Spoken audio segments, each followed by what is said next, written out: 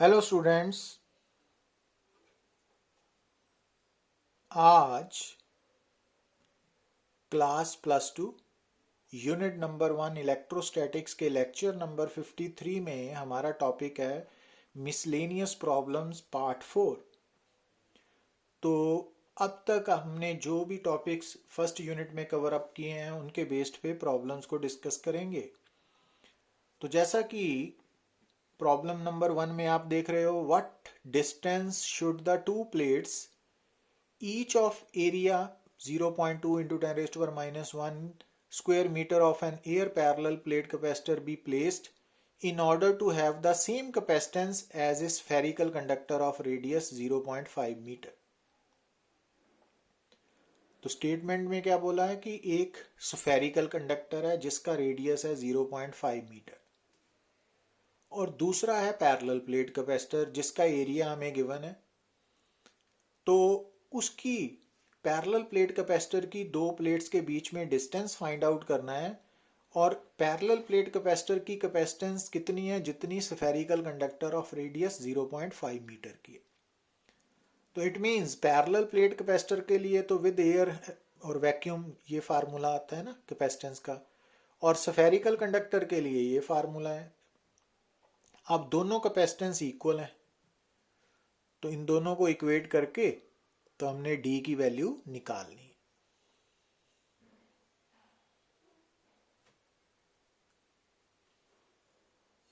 Clear?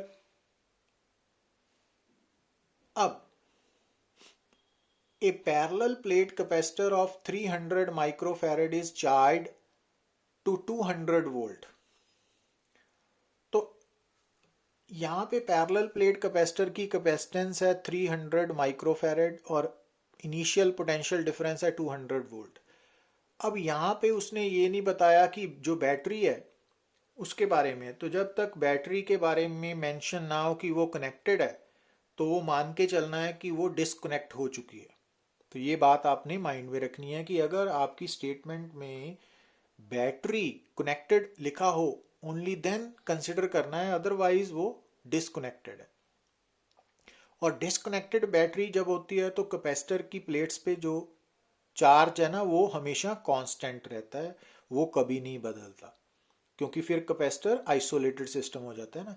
तो अब यहाँ पे जो पैरेलल प्लेट कैपेसिटर है उसकी कैपेसिटेंस हमें गिवन है, इनिशियल वोल्टेज भी गिवन है, तो हम इनिशियल चार्ज ऑन कैपेसिटर निकाल लेते हैं, वो ये आ गया ना। और ये फार्मूला यूज करके हमने initial energy stored in capacitor भी निकाल ली, हाफ CV² वाला। अब उसने क्या किया कि जो प्लेट्स है ना उनके बीच में डिस्टेंस को हाफ कर दिया। तो जब डिस्टेंस को हाफ कर दिया तो डिस्टेंस के हाफ करने से कैपेसिटेंस बदल जाएगी ना, क्योंकि जो इनिशियल कैपेसिटेंस है उस वक्त हम मान लेते हैं कि दो प्लेट्स का एरिया ए और डिस्टेंस डी है। तो जब डिस्टेंस हाफ रह गया तो एरिया तो उतना ही रहा, बट डिस्टेंस हाफ रहने से जो फाइनल कैपेसिटेंस है वो इनिशियल से डबल होगी ना।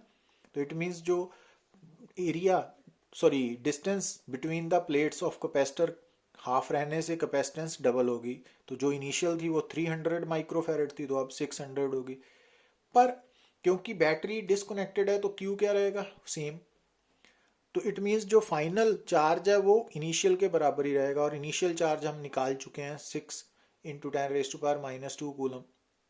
तो वहां से आप final voltage V is equal to Q/C से निकाल सकते हो, 100 वोल्ट आ गई ना।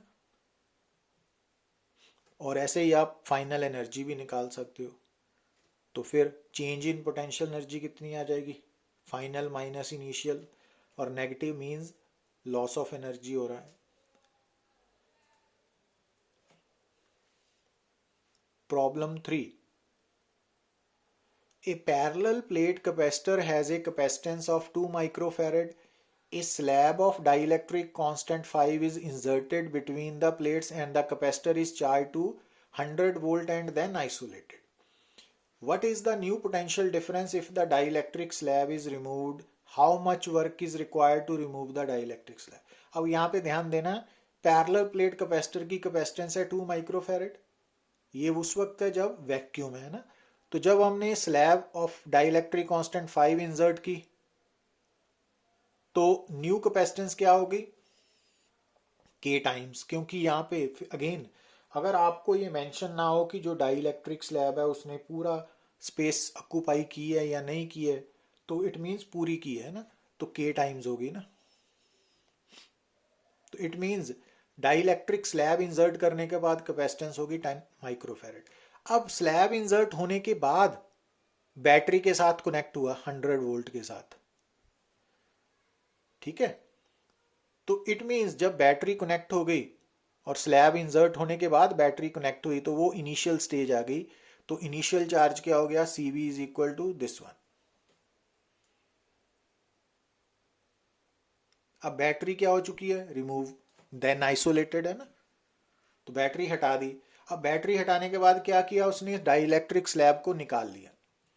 तो अब क्योंकि डाइलेक्ट्रिक स्लैब जब निकाल ली तो जो कैपेसिटर है उसकी कैपेसिटेंस कितनी रहेगी, C0 2 माइक्रोफैरेड रहेगी।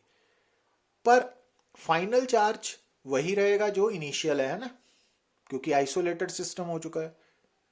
तो इट मीन्स फाइनल पोटेंशियल क्या होगा, फाइनल चार्ज ओवर C0, तो 500 वोल्ट। अब how much work is required to remove the dielectric slab, तो कितना वर्क करना पड़ेगा, जितना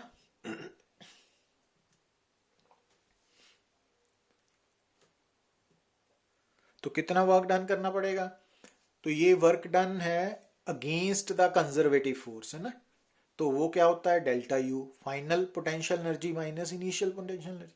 अब कैपेसिटर के केस में इनिशियल पोटेंशियल एनर्जी क्या है, हाफ CV स्क्वायर जब डाइलेक्ट्रिक स्लैब थी, और फाइनल क्या है जब स्लैब निकल गई है ना, हाफ C0 VF स्क्वायर।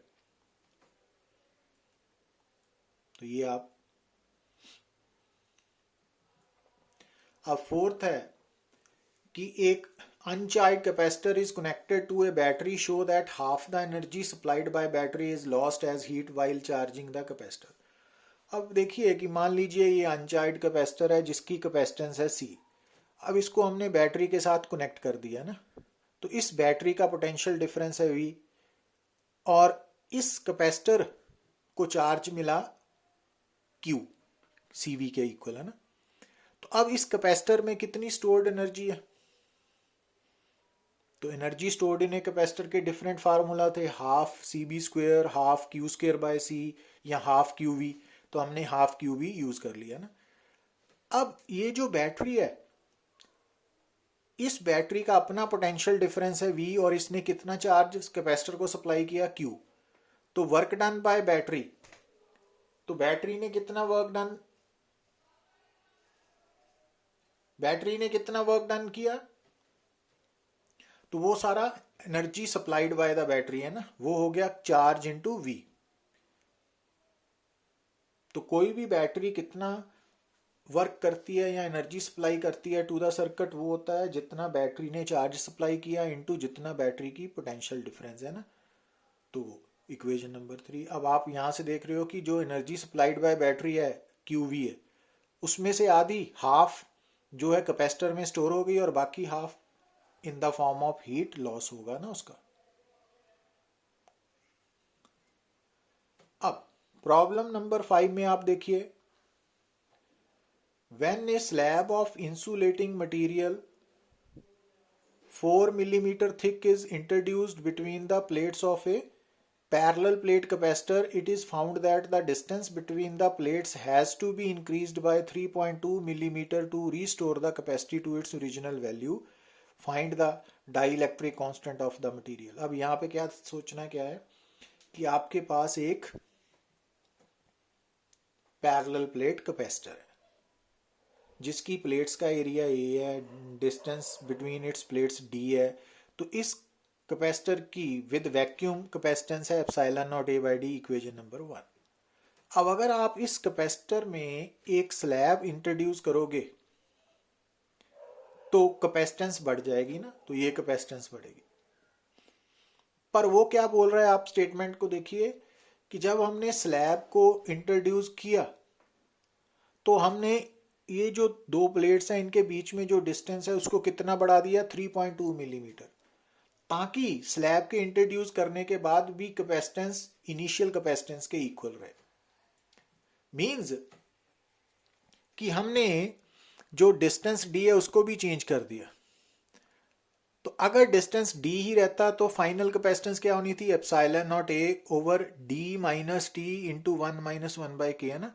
पर अब क्योंकि डिस्टेंस डी की जगह डी प्लस 3.2 है तो यहाँ पे डी की जगह क्या आ जाएगा, डी प्लस 3.2। तो ये वाली कैपेसिटेंस, तो ये कैपेसिटेंस और ये capacitance according to given statement क्या है, बराबर है। तो आप इक्वेशन 1 और इसको सी नॉट और सी डैश को इक्वेट करके दोनों को सॉल्व करके के की वैल्यू निकालोगे और वो कितनी आएगी, 5 के इक्वल आएगी।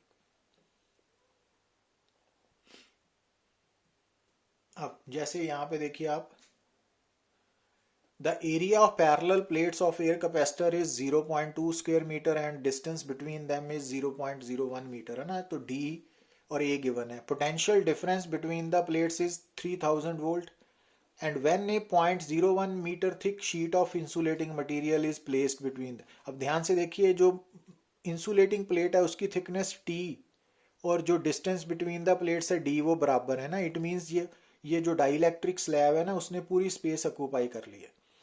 तो जब हमने इंट्रोड्यूस की तो जो पोटेंशियल डिफरेंस है वो 1000 वोल्ट रह गया ना, पहले 3000 वोल्ट था। अब हमने एक तो capacitance of capacitor before placing the sheet, charge on each plate, dielectric constant of the material, capacitance after placing the insulator, absolute permittivity, ये निकालनी है ना। अब तो हमें गिवन है A D T initial final. तो अब इनिशियली वैक्यूम है तो उस वक्त की कैपेसिटेंस सी नॉट है ना। अब ए और डी गिवन है, एप्सिलॉन नॉट पता है, तो यहाँ पे वैल्यू सब्स्टिट्यूट करके हमने कैपेसिटेंस विद वैक्यूम निकाल ली। इनिशियल वोल्टेज भी मालूम है तो वहां से इनिशियल चार्ज भी आ गया ना हमारे पास। अब क्योंकि जो फाइनल है वो टी और डी इक्वल है तो इट मीन्स जो फाइनल कैपेसिटेंस है वो इनिशियल से के टाइम्स है, ठीक है। और फाइनल वोल्टेज 1000 वोल्ट है और final charge C V F है, ठीक है। तो अब जो सी की वैल्यू यहाँ सी की क्या वैल्यू है, Q F by V F, और सी नॉट की वैल्यू यहाँ से क्या है, क्यू आई बाई वी आई, और ये के है। तो के की वैल्यू क्या होगी, क्योंकि इनिशियल और final charge on the plates वो तो सेम रहेगा, आइसोलेटेड सिस्टम है, तो K V I over V F है, तो 3 के इक्वल आ गया ना। अब अगर के 3 है तो सी नॉट की वैल्यू हमने यहाँ से सब्स्टिट्यूट करनी है तो फाइनल सी भी आ जाएगा विद स्लैब। अगर के है एप्सिलॉन बाय एप्सिलॉन नॉट, तो एप्सिलॉन की वैल्यू क्या है, के इंटू एप्सिलॉन नॉट टाइम्स है ना। अब यहां देखिए आप, if dielectric strength of air is 3 megavolt पर मीटर, तो can a metal sphere of radius 1 centimetre hold a charge of 1 coulomb. अब ध्यान से देखिए, अगर किसी मेटल स्फीयर के पास जिसका रेडियस 1 सेंटीमीटर है के पास 1 कूलम चार्ज हो, तो उस मेटल स्फीयर मेटेलिक कंडक्टर के अराउंड कितना इलेक्ट्रिक फील्ड होगा, तो वो हम निकाल सकते हैं, E is equal to Q by 4 pi epsilon naught R square. तो जब हम Q की वैल्यू सब्स्टिट्यूट करेंगे 1 कूलम, R गिवन है 1 सेंटीमीटर, उसको मीटर में कन्वर्ट कर लिया, और 1/4 पाई एप्सिलॉन नॉट, तो ये आंसर आएगा ना। तो हमें जो गिवन है कि ये स्फीयर है ना जिसका रेडियस 1 सेंटीमीटर है और जिसके ऊपर चार्ज 1 कूलम है, तो उसके अराउंड इतना इलेक्ट्रिक फील्ड होगा। अब जो सराउंडिंग मीडियम है वो एयर है, और एयर की डाइलेक्ट्रिक स्ट्रेंथ हमें कितनी गिवन है, 3 × 10⁶ वोल्ट पर मीटर। तो डाइलेक्ट्रिक स्ट्रेंथ हमने कैसे डिफाइन की थी कि अगर किसी भी डाइलेक्ट्रिक इंसुलेटर को आप कंडक्टर बनाना चाहते हो तो आप क्या करें, उसकी डाइलेक्ट्रिक स्ट्रेंथ से ज्यादा का इलेक्ट्रिक फील्ड अप्लाई कर दें, ठीक है। तो अब जो स्फीयर है उसके कारण एयर में इतना इलेक्ट्रिक फील्ड पैदा हो रहा है, जबकि एयर की डाइलेक्ट्रिक स्ट्रेंथ जो है वो इतनी है। अब आप यहाँ से नोट कर रहे हो कि electric field of charged sphere ज़्यादा है डाइलेक्ट्रिक स्ट्रेंथ से। इट मीन्स जो सराउंडिंग एयर है ना वो इंसुलेटर नहीं रह जाएगी, वो कंडक्टर हो जाएगी।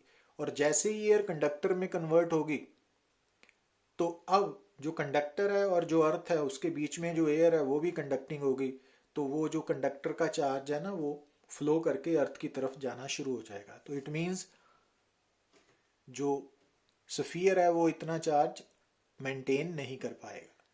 हाँ, अगर electric field due to charge conductor dielectric strength of air से कम होता या इक्वल होता तो फिर वो पॉसिबल था। तो ये बात आपने नोट करनी है। अब यहां देखिए आप, जैसा कि आपको ये एक कैपेसिटर के लिए ना ग्राफ है चार्ज और पोटेंशियल डिफरेंस के बीच में। अब जैसा कि हमें मालूम है Q is equal to C V है और C तो कांस्टेंट होता है कैपेसिटर के लिए गिवन कैपेसिटर, तो इट मींस जो Q और V के बीच में ग्राफ है वो स्ट्रेट लाइन होगा पासिंग थ्रू ओरिजिन।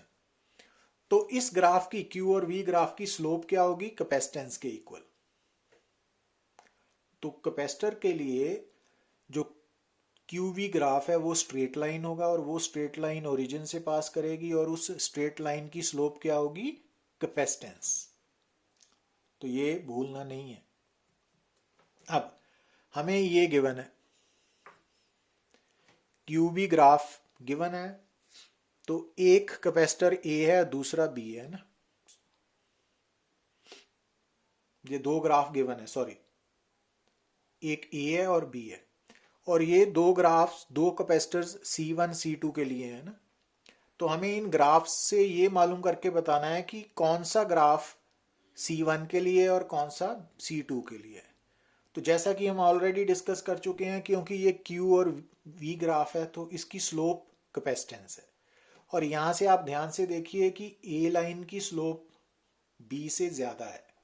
मालूम है ना, जो स्टीपर लाइन होती है उसकी स्लोप ज्यादा है, तो A लाइन की स्लोप ज्यादा है। इट मींस जो जिस कैपेसिटर की कैपेसिटेंस ज्यादा होगी ना वो उसके लिए A ग्राफ है और जिसकी कैपेसिटेंस कम होगी उसके लिए ग्राफ B है। अब capacitance epsilon not A by D है। अब आपको क्या गिवन है, यहाँ पे ध्यान से पढ़े स्टेटमेंट को, दोनों कैपेसिटर्स की प्लेट सेपरेशन सेम है, तो D तो दोनों के लिए सेम है, पर जो एरिया ऑफ C2 है वो C1 से डबल है। तो अब C2 का एरिया C1 से डबल है, it means C2 greater than C1 है। तो इट मीन्स C1 और C2 की मैथमेटिकल जो स्टेटमेंट से हमें कैलकुलेशन की, तो कैपेसिटेंस C2 C1 से ग्रेटर है और इस ग्राफ में कैपेसिटेंस A की ज्यादा है ना। तो इट मीन्स C2 A हो गया और B C1 हो गया ना। क्लियर? Thank you.